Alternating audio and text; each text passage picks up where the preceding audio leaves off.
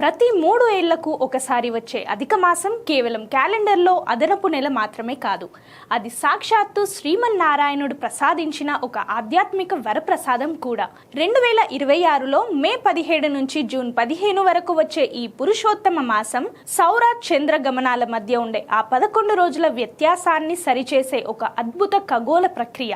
ఈ 30 రోజుల కాలంలో మనం చేసే చిన్న మంచి పని అయినా 1000 రెట్లు ఎక్కువ ఫలితాన్ని ఇస్తుందని శాస్త్రం చెబుతోంది. అందుకే ఈ నెలలో కేవలం పూజలే కాదు, ఓం నమో భగవతే వాసుదేవాయ అనే ద్వాదశాక్షరి మంత్రాన్ని నిత్యం స్మరించుకుంటూ ఆకలితో ఉన్నవారికి అన్నదానం చేయడం వల్ల మీ జాతకంలోని దోషాలు తొలగి అదృష్టం వరిస్తుంది.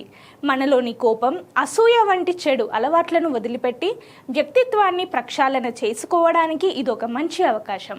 భగవద్గీత పఠనం చేస్తూ నిష్కామ కర్మతో అడుగు వేయాలి. ఈ అరుదైన మాసం జీవితంలో సంకల్ప బలాన్ని పెంచి కోరికలు నెరవేరేలా చేస్తుంది. ఆ పురుషోత్తముడి అనుగ్రహం తప్పక లభిస్తుంది.